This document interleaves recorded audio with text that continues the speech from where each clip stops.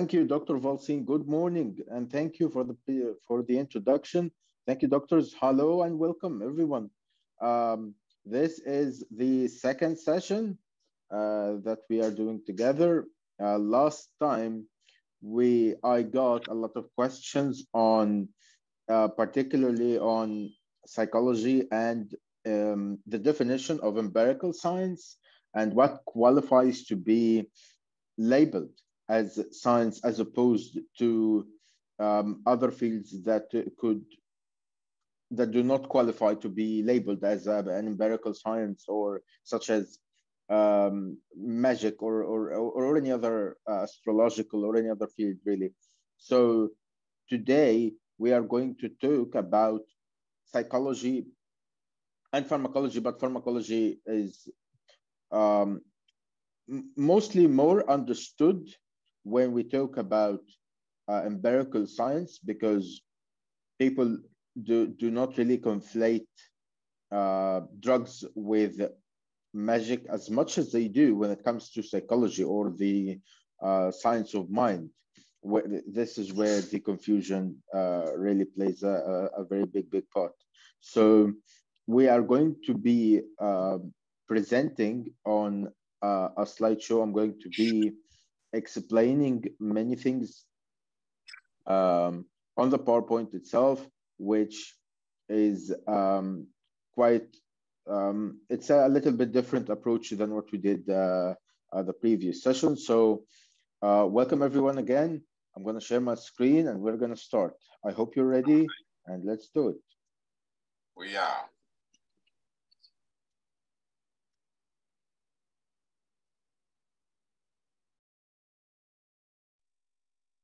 Okay, so just to confirm, can you all see the screen? Yes. Great. So, psychology as a science. The first thing when we think about science is, what is science exactly? And science, in the very definition of the word, is a process. It's not the conclusions that we get out of it. It's a process or method that we use for generating a body of knowledge. So the body of knowledge is not cannot be equated with the term science, but rather the science itself is a process through which we get to the body of knowledge. So it's some sort of a logic of inquiry, and that's why it's a method, because it's a particular way of getting to know things. And science relies on objective and empirical facts. So objective means that it's not like there is no particular someone comes out and say, look, I have a scientific discovery, here it is. It doesn't work like this. This is called a claim or an assumption. In order for something to be scientific, it has to be objective, meaning it can be generalized to a large extent, and being empirical means that it is tested experimentally or any other way, but it has to be tested. And the goal of science, in a general sense of the word, involves to describe and to discover all of the phenomena that we see throughout our lives. So, and this would take us to much more definitions, but here we just need to focus on how we see phenomena, and we use science or scientific method to discover what these phenomena are and to describe these phenomena from a scientific perspective, or an objective and empirical perspective. So the purpose of this is to explain the facts and the laws. By the laws, we see something that happens each and every day in a particular way. For example, one of the most famous examples in this regard is the tide in the sea. Many, like thousands of years back, humans noticed how the sea waves comes and goes in a particular pattern each day, and they were really quite confused why the water moves like this, and they didn't understand it. And at first, they attributed it to God. They thought that that the divine was by his hand moving water to them when he's happy, when he's content with them.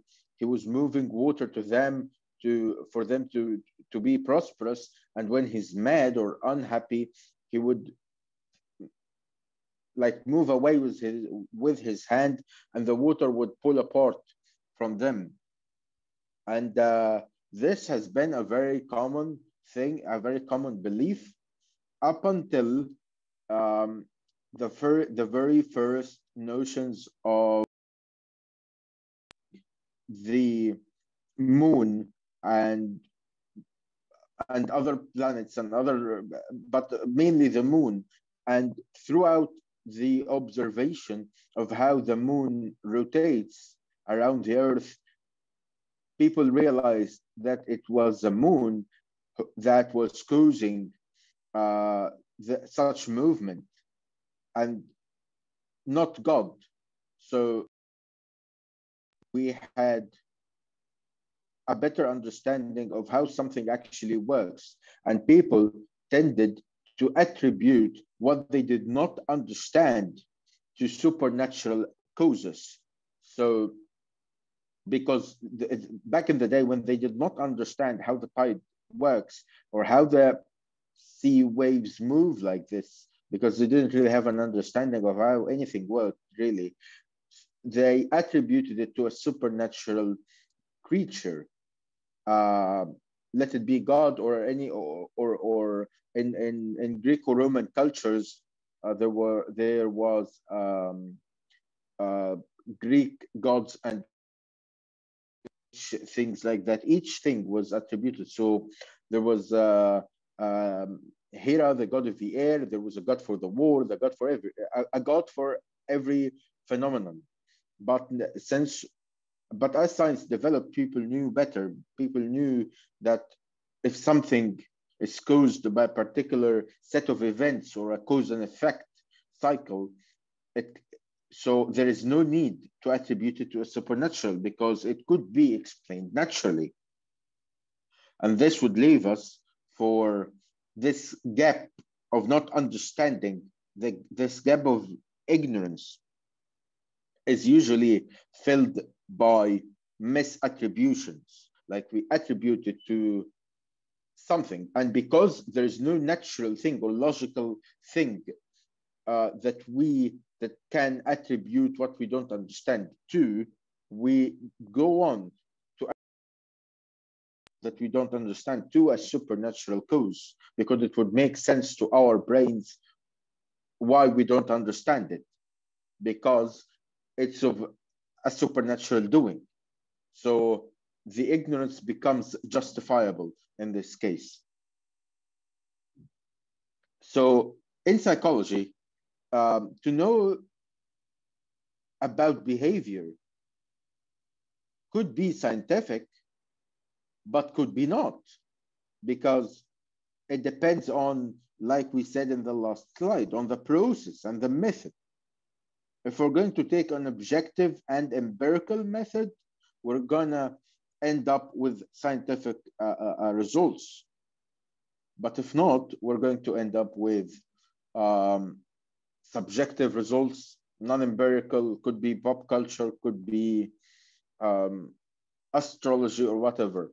So in psychology, we're studying the science of human behavior and animal. Of course, this was used as a way to understand things about behavior that we could not conduct on animals, such as, for example, if we wanted to understand how electric shocks affect behavior, we cannot. Actually, this was quite done in the past with humans, with things like the Stanford prison experiment, um, and many other experiments in around immediately after the World War II ended. So in the 50s and the 60s, maybe some were done in the 70s as well. But nowadays, if we want to understand the cause and effect, to conduct an empirical scientific experiment on something unethical, such as torture, for example. Although in animals, it's not as allowed as before, but for example, for electric shocks, we do it on mice instead of doing it on humans and so on. So we learn about behavior by approaching the behavior that we want to study and conduct research based on a particular method. Obviously, in psychology, there are two ways to conduct research. There is a qualitative study and a quantitative study. And the qualitative study wants to reach a conclusion about a particular claim that does not that only involves an argument that could be reached without conducting something on many people, or an experiment that involves a lot of numbers. So it has many types, but the most obvious of which is it's a descriptive type of research, where we have a research question that we want to have an answer to, and that research question involves something descriptive, such as what happens when, for example, if we ask a question, what happens when humans have power or authority over other humans? What do they do? How do they behave? And if we approach it from a quantitative perspective, we would do something such as having 100 people or a number of people and giving them some sort of authority and monitor and assess their changes in behavior. And then from the results of the 100 people, we would reach a conclusion. But in qualitative research, one example of such is called a thematic analysis. When we get people, regardless of the number, we do interviews for them, and we analyze the data that they give during these interviews and see how they all think. But this does not involve any statistical analysis of the data. For example, if we want to know how things like depression, this is very evident in psychology, because many research questions involve, for example, we want to know how depression and anxiety or suicidal ideation is connected to a particular trait, such as IQ level. Okay, so we get a particular number of people and we measure their IQ levels, and we as well measure their level of depression or suicidal ideation, and then we'd have a data or a quantitative data for those 100 people or 200 people or whatever, and we do a statistical analysis for this set of data to see whether the two variables are connected and how they are connected, whether they are positively correlated, which means that levels of depression or suicidal ideation, or whether they are negatively correlated, where a higher IQ levels means less, or it's correlated with lower levels of depression or less suicidal ideation. So the ways of knowing involve two things: non-empirical methods or non-empirical approaches, which are not based on observation. So there is no no observation, or there's no assessment or evaluation for these data. For example, in the past, and by the past, I mean like thousands of years ago, when people wanted to know a simple fact that they did not have an answer to, a question that they didn't know the answer to, they would go to a respected person, such as a religious figure, and they ask them about the phenomenon. And what they are told by this person is considered to be true. It doesn't what the piece of information is or what that person says. The only thing that matters is that the authority that such piece of information acquires. So the results are now not based on actual information, or actual observation, but rather only because they came from a person with authority. But the thing is, and it could be surprising that authorities could be wrong. The person in authority could not know anything about what they were talking about. And it's always, historically, there has always been major debates between people of authority, or the non-empirical methods represented by authority, and people who always try to take a more empirical approach or a more scientific approach. So we could figuratively equate between the two terms, empirical and scientific. So when I say scientific method or science, I mean empirical method based on observation, based on a method and a process. And when I say non-scientific, by that I mean non-empirical, that has no information.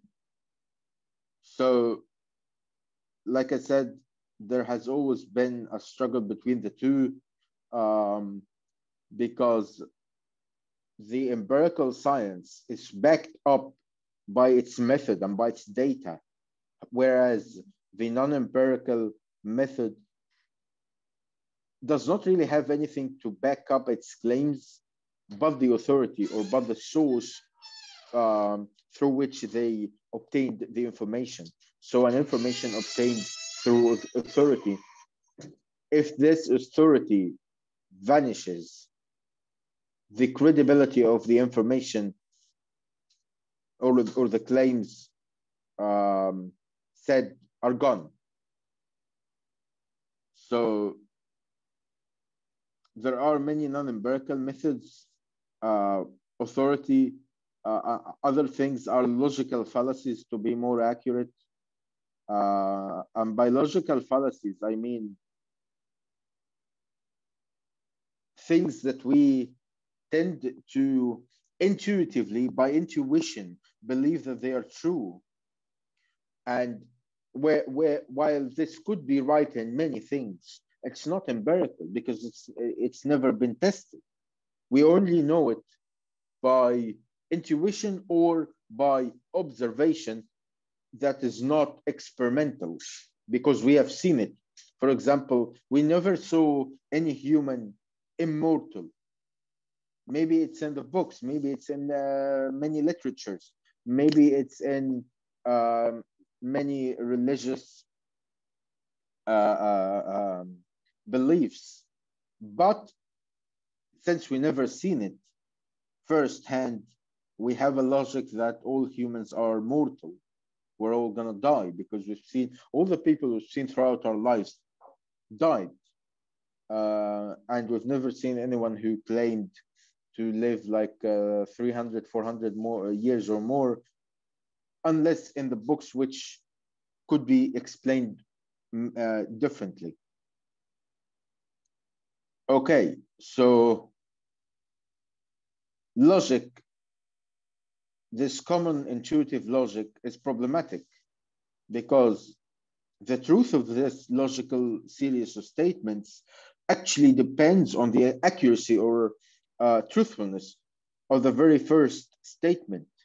For example, we could reach a logical conclusion, but the first statement was wrong. For example, it could be true, they don't have to be necessarily. And this is why they are called logical fallacies. For example, when I say that all college professors are nerds and someone is a college professor, therefore, I would reach a conclusion that this person is a nerd. But this statement that Christine is a nerd could be true. Christine could actually be a nerd. However, this statement with which I started my argument that all college professors are nerds is false. Why? Because someone, let's call him Mark or John or whoever, John is a college professor and he is not a nerd. So the first statement was wrong, but it got me to a correct conclusion. And this is why common logic is always problematic, because while it could have accurate conclusions, it's inaccurate or fallacious statements in the middle or in the beginning. Okay, and of course, we don't know for sure if Christine is actually a nerd until we observe her behavior throughout the course of the semester and see if she is actually a nerd or not. Okay, but what do we mean by empirical then? Empirical methods are either intuitive or scientific. Okay, intuitive ways of knowledge are spontaneous, instinctive perception, but not based on reason. So, and we use it all the time. You see an angry man in the subway and you intuitively wants to stay away. You think they might be dangerous. But this intuition, how could it be so different from the logical one that I talked about earlier, which is done empirical? So a more is called the common sense. And the common sense comes from what's called contractualism, when a large group of people have a consensus on something to be correct. For example, it's common sense in Western societies that you show respect for someone by looking them directly in the eye. But how this intuition, how could this statement be empirical? The thing is, this statement needs a method to back it up. We'll need to get a large number of people, and we'll need to have someone look them in the eye and then ask them whether they felt respect or not. And based on their reports, we'd see if the majority of them said that they actually felt respected when the person talking to them was looking them directly in the eye, then we'd have a study that supports this claim. And this study would be empirical. But the thing is, that common sense changes cross-culturally, and this made a subfield of psychology entirely devoted to studying phenomena and behavior across cultures, and it's called cross-cultural psychology.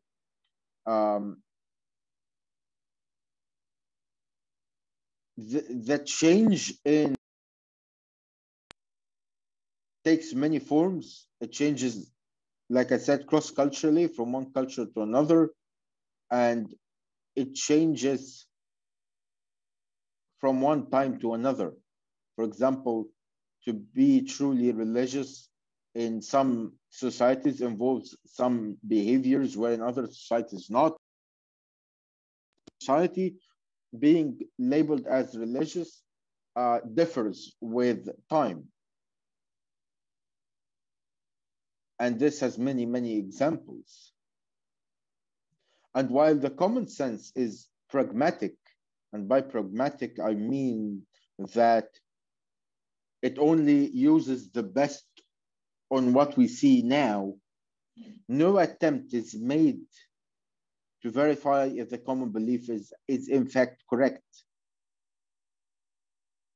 And any instance of success with a common sense could be merely a coincidence. And as long as a certain practice works, such practice is maintained and the theory behind it is considered to be scientific. But this is not true because it's never been tested. But just because something is common sense and it works, it doesn't help us generalize it. And by that, I mean, it doesn't say with accuracy that it's going to work all the time with all cultures. Therefore, in science, we do not reject other ways of knowing. By that, there is nothing called mere scientific rejection of any common sense or any claim, really. But rather in science, we deal with the statements as claims or as hypotheses. These are claims or hypotheses because they are yet to be tested. And since they are yet to be tested, a very important condition for something to be subjective to a scientific method called falsifiability.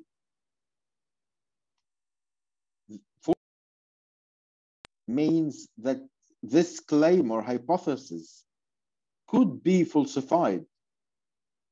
And a very famous example on that involves Sigmund Freud. Today, or it's actually considered today that most of the Freudian approaches were not scientific. Why? Because they suffered from a very fatal fundamental issue that is unfalsifiability, meaning that they cannot be falsifiable. And let me give you an example. When someone goes to Freud, tells them what wrong or what negative feelings or affect they feel, they would tell them how they feel, they tell them what was wrong with them. And Freud might respond by saying, you feel this way, you have these sorts of nightmares because you hate your father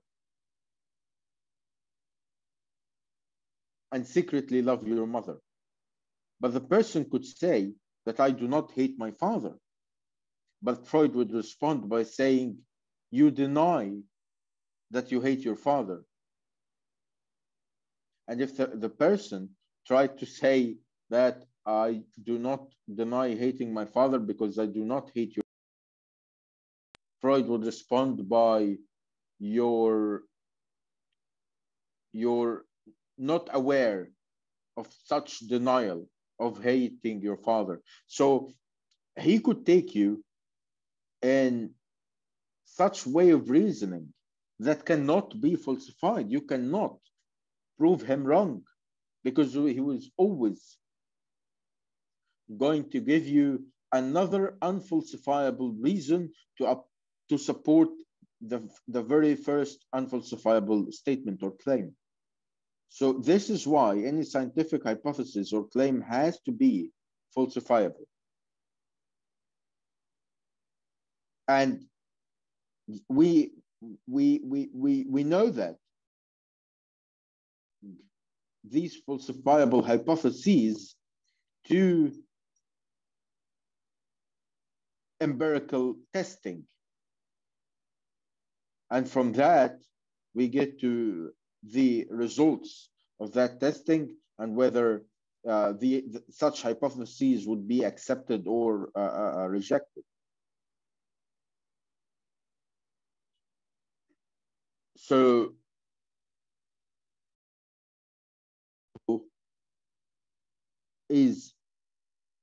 could be authority in science. For example, scientific conferences are forums where undergraduates and grad students and PhD candidates could represent the research that may challenge the theories of very established scientists. But if the challenger presents a sound argument and acceptable research methods, other scientists could be well motivated to repeat their initial observations. And if such replication is successful, the established scientists' ideas are refuted and therefore replaced by the challenger's new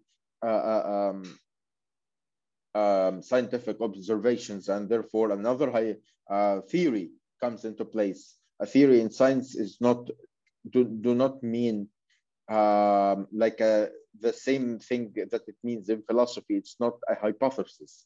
When we say a theory, we mean a hypothesis that has been tested empirically and accepted, therefore became a theory. So it's an established, empirically tested hypothesis or claim. So to sum up this part, we define the problem or the phenomenon we want to test. We formulate a hypothesis. We design the study to assess or evaluate such hypotheses empirically. We collect the data for this study. We analyze this data, and therefore we report the findings. And from these findings, we reach a conclusion on that problem. This conclusion is considered empirical or scientific.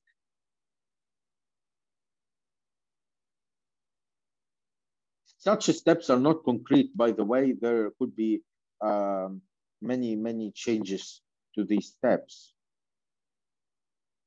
Okay. So a given problem could be pursued with quite different research methods.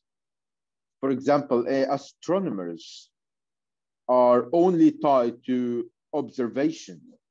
This is called a phenomenological approach because it's based on phenomenology or observation only, because they cannot, for example, study the effect of the moon on the Earth by altering or tweaking how the moon rotates, or for example, by doing something to stop the moon from rotating and observe or monitor the results of that.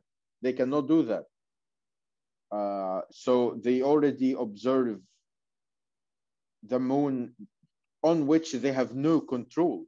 And this we called a quasi-experimental research design.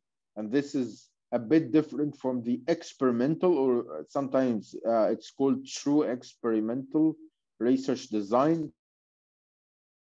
The true experimental research design is based on the manipulation of the independent variable, as opposed to the quasi-experimental, where we already get a sample that is actually already manipulated with whichever variable we want to measure. For example, if you want to see how drug addiction relates to suicidal thoughts. We cannot get healthy subjects or inject them with cocaine to make them addicts and then test them. We would see people who are already drug addicts and conduct our study on. Same thing happens with trauma. If you want to study particular effects of trauma or PTSD or PTSS, which is post-traumatic stress symptoms, we cannot get healthy subjects and traumatize them. Obviously, would study those who are already traumatized. And in this way, when we study people who are already addicts, traumatized, or whatever, this is called a quasi-experimental research design. Okay, so we now understand that science has many characteristics that makes it solid. The first of which is science being empirical. And by that, we mean that we rely on experience or experimenting more than authority or common sense or any other thing.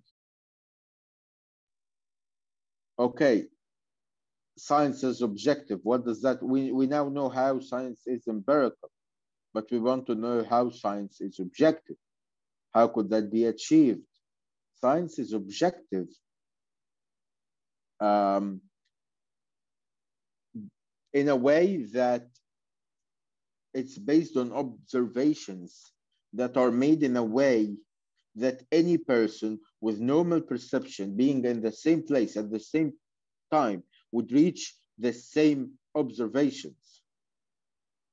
I'm so sorry to interrupt you, Dr. Mark. I do understand the presentation is getting more and more interesting, but of course, there are many technical terms being used in this presentation, and we've been inviting our attendees to raise their hands just in case there are some of the points you are making are not quite clear to them. So I'm so sorry to interrupt momentarily to ask you to address an issue being raised by Olivette Linda Barnett. And this is the question that she wants to ask. How is the level of depression measured? What are the tools used? For example, is it done by questioning the client? But how do we know the level it is at?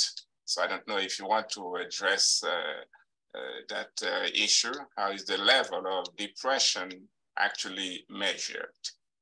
Thank you. Okay, thank you, doctor, for the question. And yeah, to answer that, any particular phenomenon, any particular disorder, any particular thing in psychology is measured by a standardized assessment that has been formulated and developed by experts in the field. So for example, I mentioned depression levels, I mentioned suicidal ideation, and I mentioned IQ levels. Let me address each of them quickly. To measure depression, we use something called Beck Depression Inventory 2, which is a standardized assessment for depression. It's basically a list or a set of questions. Each answer you give for each question takes a number. For example, one of the questions could be, have you ever, or have you felt completely and overwhelmingly sad over the last 15 days? And the answers could be something like strongly agree, neutral, or somehow, somewhat agree, disagree, and strongly disagree. And whichever answer you choose takes a number. calculated in the end of the assessment, and there is something called a cutoff score. By cutoff score, I mean it's a number at below which someone does not have depression and above which someone has depression. This is a simplified version of how things go. For example, the cutoff score in back inventory is 16. So if you scored less than 16, you do not have depression. If you scored from 16 to, let's say, and these numbers are like are not really like, they differ from one assessment to another. But let's say from 16 to 19, you have mild depression. From 19 to, let's say, 24, you have a moderate depression or moderate depressive symptoms. And from like 24 or more, you have, let's say, severe depressive symptoms or severe depression. This is a process. This is an assessment of depression. There are more than one assessment, but the big depression inventory too is more like the universal standardized assessments that we do. But this, I don't want you to be confusing this with how people are diagnosed with mental health disorders, because in order to be diagnosed with the mental health disorders, these psychological assessments are not enough, because they are self-reported, meaning that you put in, or you say, you answer the question, and your answer could be manipulated for many, many reasons. You would be surprised by the reasons behind their answers, either consciously or subconsciously. Maybe they think they are not maybe they think they are more sad than they actually are, or less than they actually are. So we rely on something called in the DSM-5, which is the diagnostic manual used across all psychologists or all mental health providers around the world. It's kind of the constitution of mental health disorders. For each disorders, they are labeled with numbers, but for each disorder, they are particular diagnostic criteria that anyone must be diagnosed with that psychological disorder. For example, because I said trauma earlier, a disorder is called, there is a psychological disorder called PTSD, which is post-traumatic stress disorder. In order for someone to be diagnosed with PTSD, they have to fulfill the criteria of PTSD diagnosis, which consist of 3 clusters of symptoms. Cluster A, and not to go into the weeds on that, but cluster A, B, and C, and they have to fulfill particular symptoms in each cluster. So it's not an easy, we always tend to water down these mental health disorders, and we tend to like describe someone as depressed or anxious or traumatized easily. But professionally, to diagnose, it's not an easy process. That's for sure. I fully agree with you, So, Dr. I hope this answers your question. And I would be taking questions in like 5 minutes from now. So if anyone has any question, you can have it ready in a bit. So the last thing I want to talk about today, because I feel that the session could have been a bit overwhelming, is how science corrects itself. For example, we have a particular scientific theory, established one. People always say that one major argument for science against authority is that science is always changing. For example, how could I believe that the humans are the mere result of evolution instead of believing in the creation story, because the creation story stood the test of time. It has been the same across thousands of years, whereas the science was always changing. So how could I trust something that is changing all the time? And that changes now are minimal, because anyone who argues this would always be referring to things that are in the 20th century or before that. But science, a particular characteristic of science is self-correcting, because being discovered that might contradict the previous knowledge. For example, scientists in the early 20th century believed that the environment and education primarily determine the behaviors and personality of children once they become adults. But now we know better than that. We now know that there are something called genetic predisposition and genetic tendencies that do play a much bigger role than expected. And this is something that people never knew about in the 20th century, or never really thought about. This was applied to everything, starting from criminology, and these are all very, very broad topics. Like, each of these topics is huge. From criminology, what makes someone a criminal, and what makes someone not a criminal, and if someone had criminal parents, would they necessarily become a criminal or not?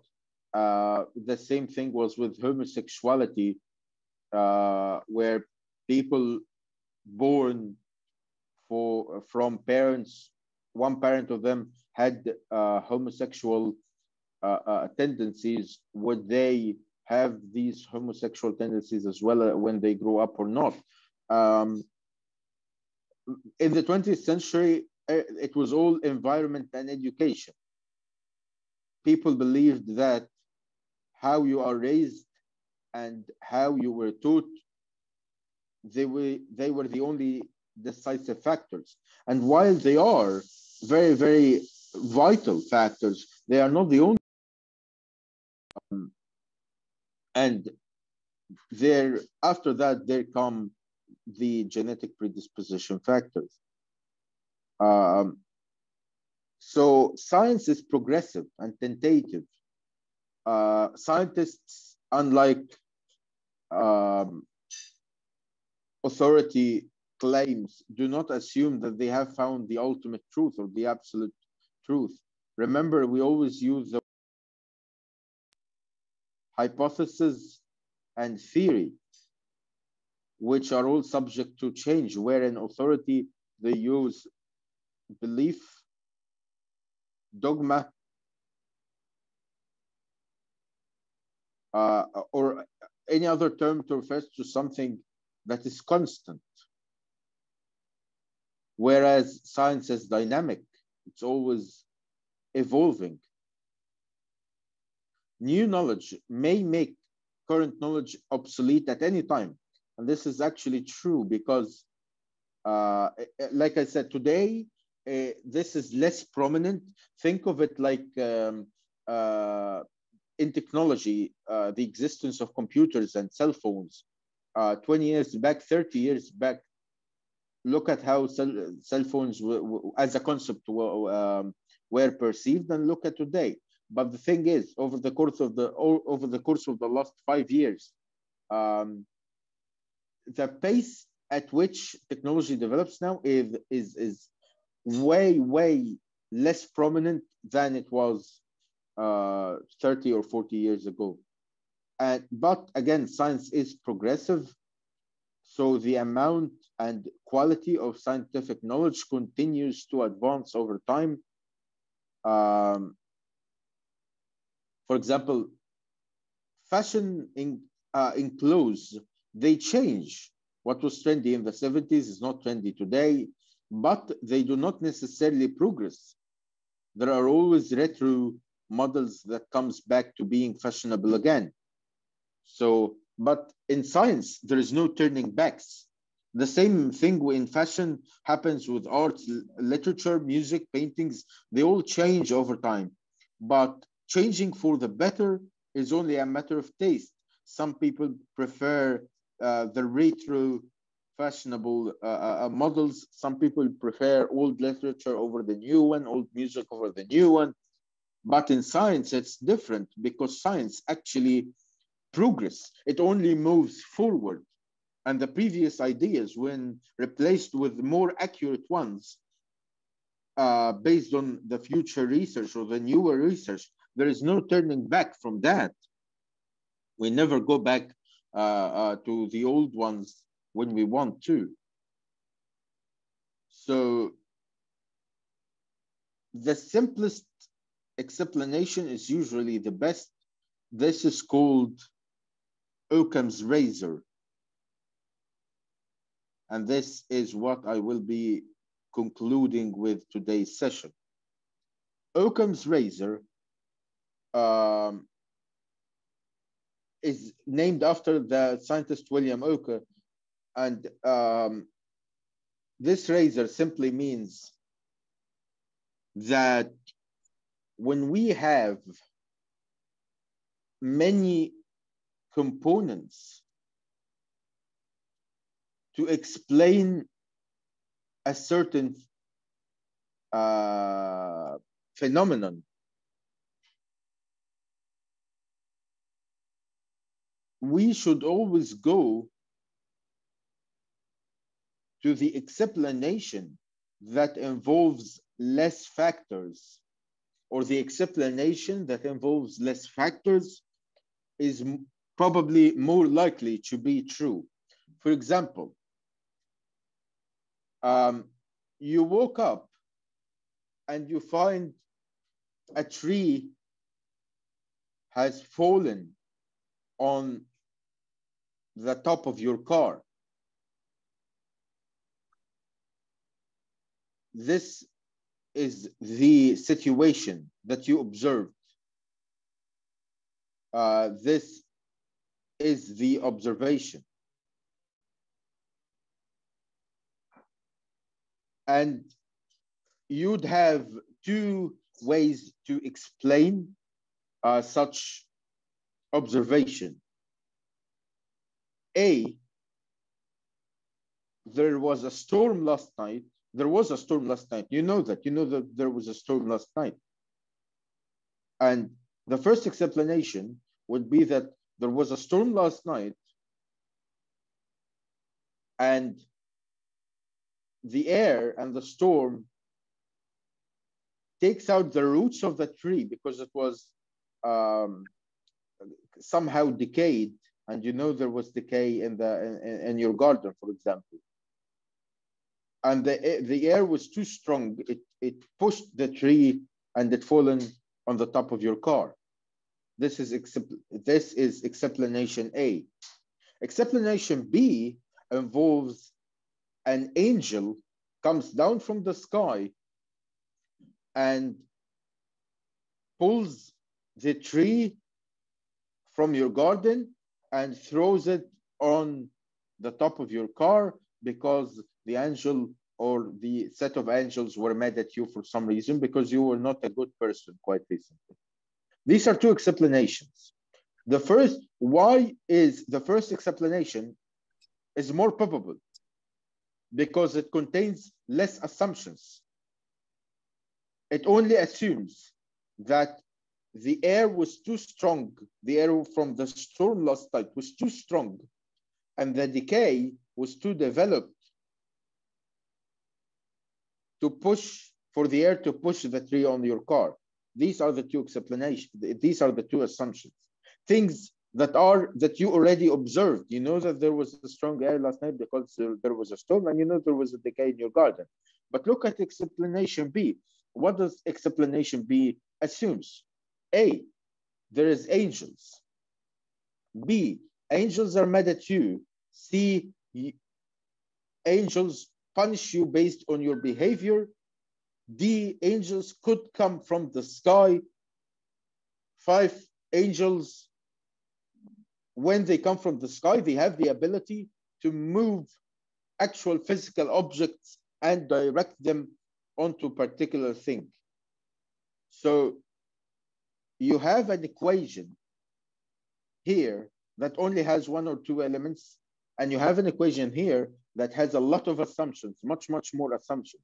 According to Occam's razor, a scientific explanation would go with the one that has less entities or less factors or less presuppositions. Thank you very much. I hope you enjoyed it. I hope it was helpful. I hope that I did not overwhelm you too much. I think we could have some time for quick questions. So yeah. Thank you. Back to you, Dr. Valsman. Very much, Dr. Mark Alfons. Indeed, your presentation was just outstanding. You performed your task in the best manner possible. We do understand, ladies and gentlemen, when it comes to psychology, we're talking about the scientific study of the mind and the behavior, the mind and the behavior. We are looking here at 2 components which are not really easy to grasp, to get together, which makes the study of psychology or the science of psychology extremely complex and complicated.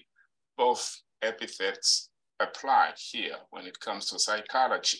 I personally did a lot of research in psychology. I do understand that it is very complicated indeed. But Dr. Mark Alfons has done the very best possible job, and I am convinced that all of you do understand the points that he has managed to clarify for you in this short presentation. Let me quickly summarize in a certain way the last statement that he made in his conclusion. When we have many components, this is indeed what's going to happen when you look at single behavior. There are many ramifications, there are many factors that are going to be involved.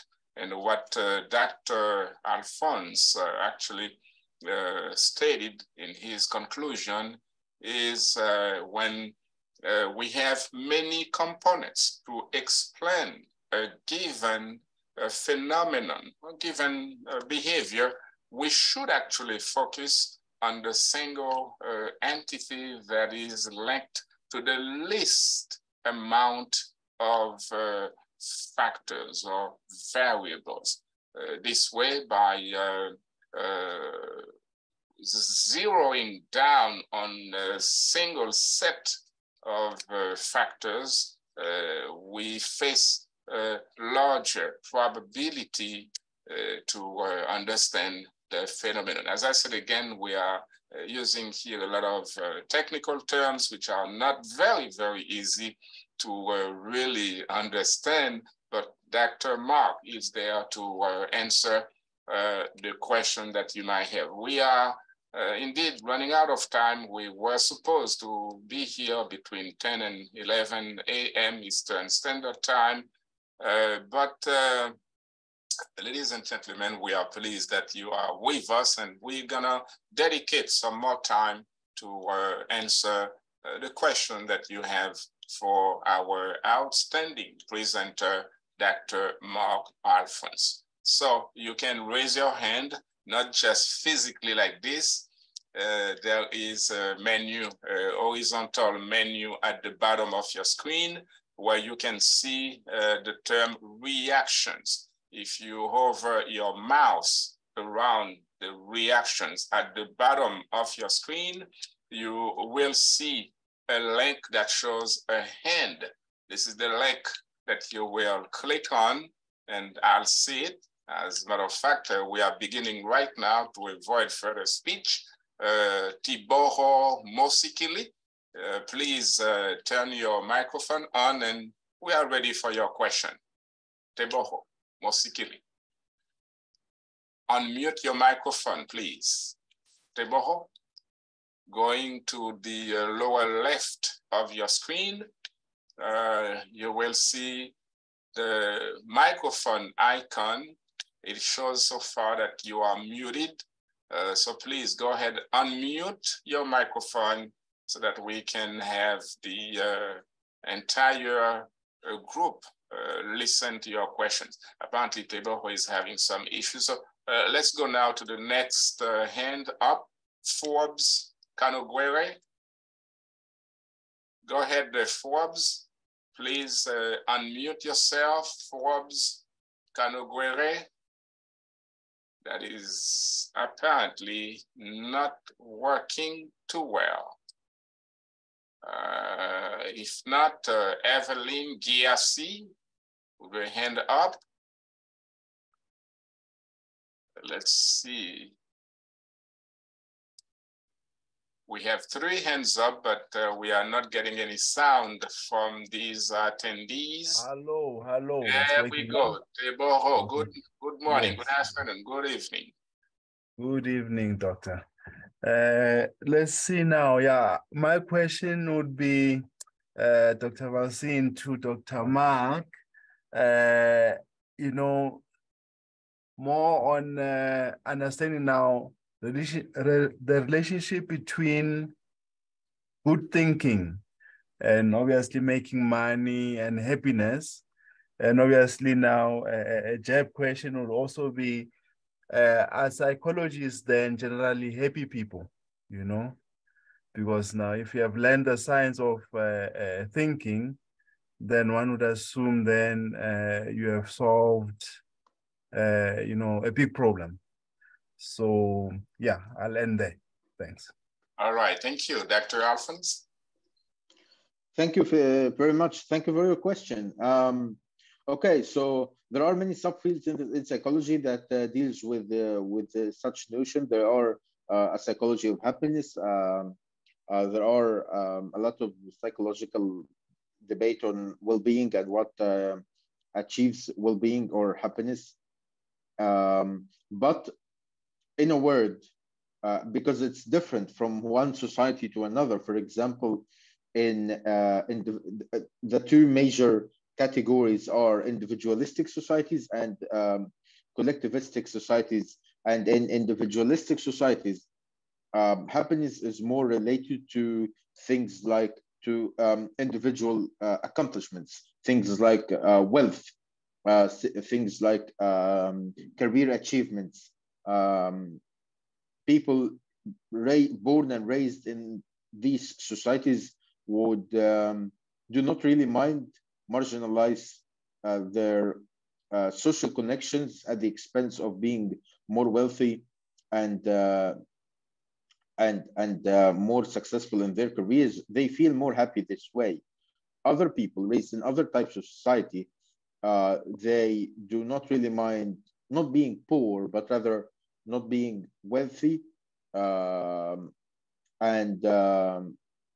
not being, they would be successful in their career somehow, but not by the standards of the individualistic societies, but at the same time maintaining more social connections and more family relations. This makes them more happy. So my answer to your question would be for you to prioritize your values in life. And by that, I mean, what really makes you satisfied in life? Is it more friends Is it more money? Is it more, because you cannot take them all. You cannot, there's a Western proverb that says like, you cannot have your cake and eat it too. So the thing is, you need to prioritize what is most important for you as an individual, and see how much of it do you already have, and see how much are you happy right now. And if you found out that you are not much happy now because you do not have much of that one thing that you prioritize in life, maybe someone would prioritize as some sort of balance between everything, a work-life balance. So he would work towards achieving this balance. So scrutinize your thoughts, see what your priorities are, and try to work towards achieving your one priority that would make you psychologically feel content or satisfied with life. And if you want to like see more research on that, you could check like the current research on life satisfaction or psychology of happiness. I hope this answers your question.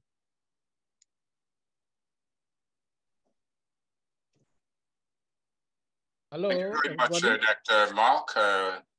Forbes, go ahead, please.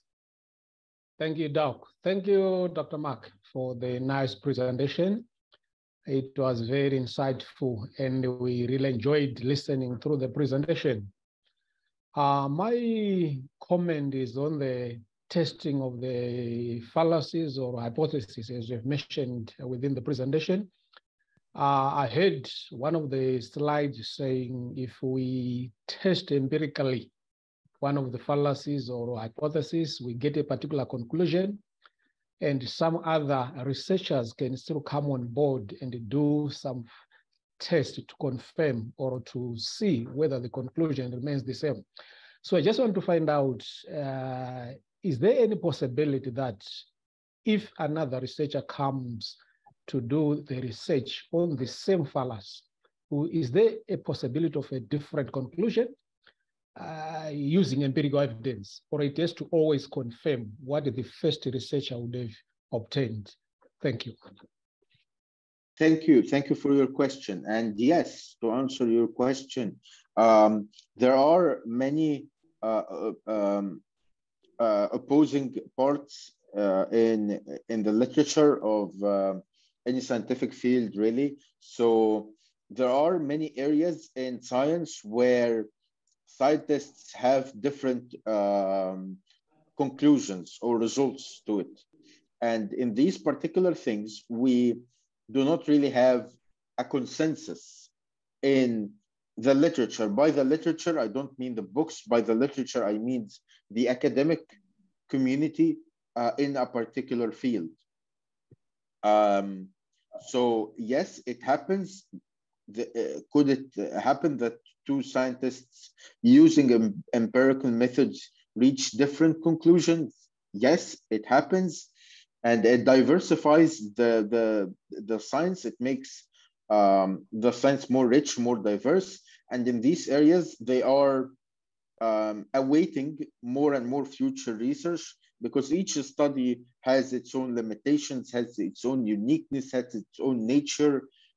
And for example, if two scientists conduct a study on the same subjects, measuring the same variables, and reach two different conclusions, you would find a third study that tries to explain why the two scientists reached a different conclusion, and a fourth study that expounds or works more on that third one, analyzing the studies of the two scientists and commenting on the third one, and so on.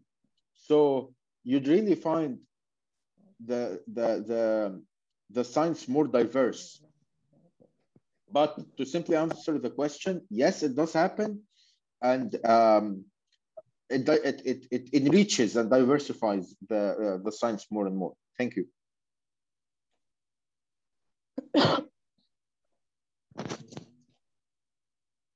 Hello. Hi, yeah. We hear you. Hello, please. Okay. This is Evelyn. I'm also a PhD student in AIU. Okay, so, you know, the world has evolved into a pandemic hit global lifestyle that seems irreversible. A few years ago, our homes became a convenient location for work, for school, for church, and all that. And even after the pandemic, people are still spending more time indoors. Okay, and I think this has reinforced the disconnect between humans and their natural environment. And studies also show that your indoor environment can positively or negatively affect your psyche. Your psyche is your mind and your soul. Okay, so in light of this, I believe our interior spaces should be rethought, redesigned, retouched, or enhanced with approaches that support or sustain the mental health and general well-being of people. Okay, and so my question is, could it be that the lockdown and isolation or the quarantine we experienced is the source of the many strange choices, the depression, the anxiety, the unproductive attitudes, the behaviors and characters we see in our world today? Could it be the source of all these behaviors? That's the first question. And then the second one, if I want to test this hypothesis, how do I go about it? Okay. Okay. Yeah. Thank you very much for your question. And yes, I am happy to tell you that all these hypotheses have been heavily tested in the literature. You'd find many studies on how the pandemic, the lockdown, and social isolation affected us during the pandemic and afterwards. From short-term effects to long-term effects, there are many studies done in that regard. But to simply answer your question, yes, the pandemic and the lockdown had major effects on us, and influence that a part of that influence has been sustainable. Like we still today, for example, the shift to online learning or remote learning is something that has been heavily introduced during the pandemic, and therefore it's sustained. In my field, obtaining mental health care, there is something called tele-mental health, or TMH. TMH was never as popular until the pandemic struck in, and since then, TMH has been exponentially growing. So the effects are undeniable. But for you as a person to try to lessen or to lower such bad effects on you, if I could give you one piece of advice, it would be dedication. To dedicate, for example, to dedicate time for work and time for yourself, because you're going to be staying 24/7 at home, and it would be difficult to be productive in that setting, because you will always, for example, people were always more accustomed to working 9 to 5 or specific fixed hours. So dedicate particular time for work and particular times for you and your home. Dedicate a particular place. When I was working from home, I had an office. I had an office at home, and I only worked in the office. Up until now, when I work at home, I only work from my office. I don't take my laptop or my iPad or anything from the office to do any work. And I do not do anything other than work in the office. When I want to watch a movie or to consume any entertaining content or anything like that, I do not stay in the office. So dedicating time, dedicating places for certain activities, these two are proven to have significant improvements on your productivity. I hope this answers your question. Thank you very much. Yes, thank you very much. I do anticipate or hope that Dr. Mark Alfons won't have any problem to return at some other point in the near future for a similar presentation. We have several. My pleasure. I do anticipate other hands are going to be raised very shortly, but unfortunately, we have very, very, very little time left. We were supposed to close the session at 11 a.m. Eastern Standard Time in the US, Eastern portion. It's already 11:21. Let's try to take 3 more questions. Please make the questions fairly short so that we can accommodate these 3 questions. We have Herbert Mbabazi. I'll go to Verlaine Cayetano, and then Anna Tweneboa. Those 3 people will be allowed to ask their questions, and for additional questions, I would simply invite you, ladies and gentlemen, to be in attendance at the next session that Dr. Mark Alfons will be presenting. So going first now to Herbert Babazi. Thank you very much. Mine is not a question, it's a request. I arrived late, I had another engagement, so I would request for a recording of the presentation. Thank you for your question. And yeah, I think back to you, Doctor. I think the session is already recorded. Yes, this is a point that many other attendees have raised, asking whether the recording will be available to them. Some of these students and alumni have showed up a little late, which is not a problem because the recording will be available at your student portal very, very soon. I'm not from the technology department. I'm not sure whether that's gonna happen today, this Tuesday, or tomorrow, Wednesday, but at least I am convinced by the end of this week that recording will be on your student portal for you to download, view, and do whatever you want to do with it. All right, thank you very much. Verlaine,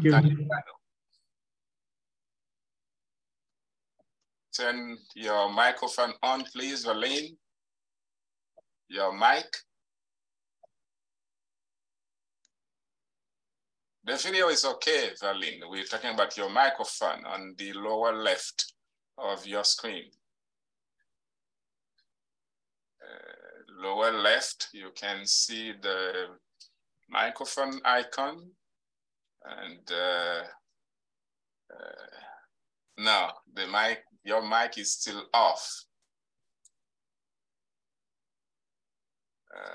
If not, okay, there we go. We can hear it now.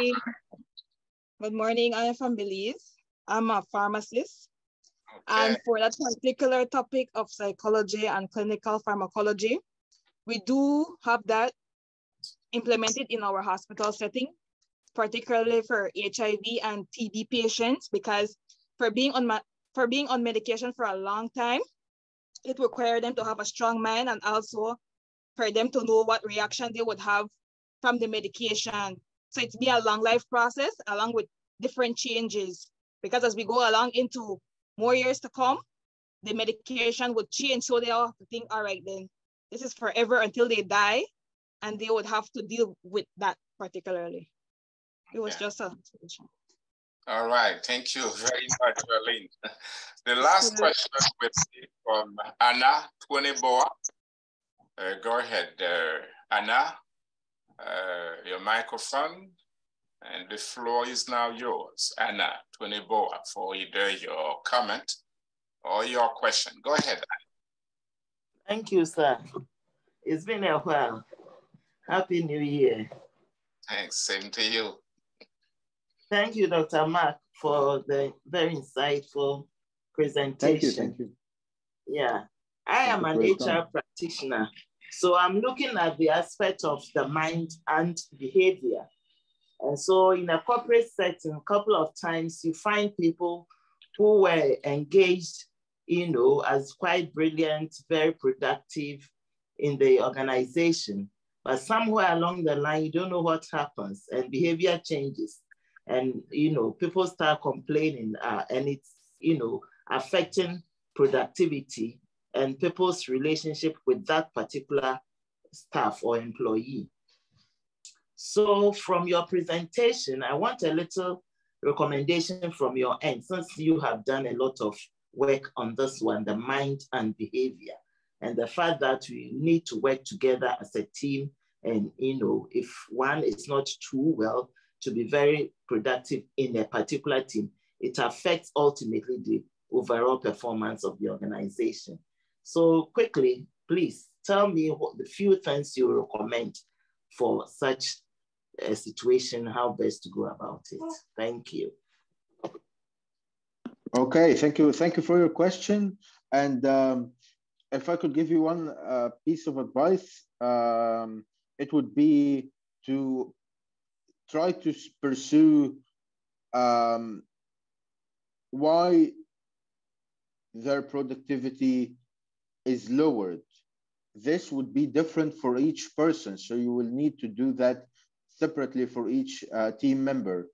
So your primary focus should be to identify the one main reason for the lower productivity for each team member. So each team member, you could have a semi-structured interview with to see, from which you could see why they feel less productive now, and try to write down one main reason per person and see if these reasons are similar or are they different, are they interrelated, and from that relationship between these reasons, you would be able to find or come up with maybe one solution, maybe personalized solution for each of them, or to see the next step. But you need to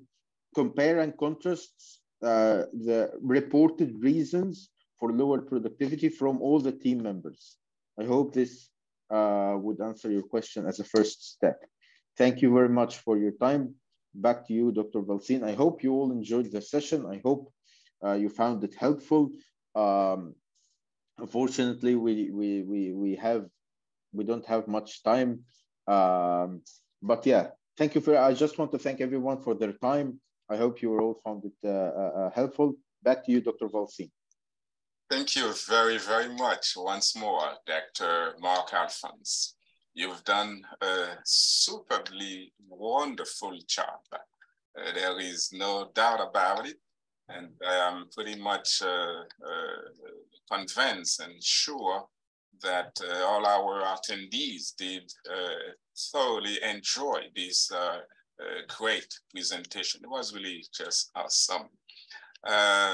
The topic of psychology is humongous, it's big, it's huge.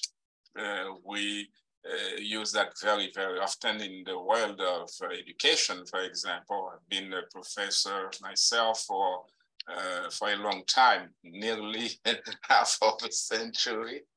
This doesn't mean that I'm 200 years old. But yes, what I meant is in education, in clinical pharmacology, pharmacies, in a variety of settings, psychology is key to understand certain scientific phenomena, some behaviors, and we always need to understand why people behave in a certain way. This is the function of psychology. This is why Dr. Mark Alfons' presentation was very, very popular. I've seen a lot of questions on the chat line, and I've seen a lot of hands up. And I am also sure that many of you, cherished attendees, still would like to hear a little bit more from Dr. Mark Alfons. And there is no doubt either that you have your own questions or comments about this presentation. And this is exactly all Atlantic International University is about. This is something that you just don't get from other universities. I have attended several here in the United States, and none has this kind of ingredient, so to speak, to provide students with. And we will continue to assist you, dear students and alumni, and we will continue to be with and around you with all kind of knowledge which will be imparted at the appropriate time. And like Dr. Mark Alfons said, we hope you enjoyed this session. It's only very unfortunate that we don't have enough time to continue with both Dr. Mark's presentation and the questions that you yourselves had for him. But at least the recording will be available within your student portal very, very, very soon. And as you review the content of that session, you will be able to revise certain concepts that the presenter has used, and you will be able to further understand some of the critical details in that presentation that will certainly make you readier for the next presentation that Dr. Mark Alfons has already pledged to do for us in the near future. Thank you very, very much. I hope you have a wonderful Tuesday afternoon or Tuesday evening, if it's already 6, 7 o'clock for you, and late in the evening for some of you as well. And I hope you'll be thoroughly blessed. Thank you very much again, and enjoy your time. Bye-bye. By the way, before we go, I just started. I knew Dr. Edward Lambert, our academic dean, was in attendance, but Dr. Lambert is just now with us. And we would like to have concluding remarks, the last words with Dr. Lambert. Go ahead, Dr. Lambert, for the last words. Thank you, Dr. Valcine. I was listening the whole time to a wonderful presentation. Oh, yes. So interesting to hear those analogies of like spiritual teachings and how to apply them to the psychology.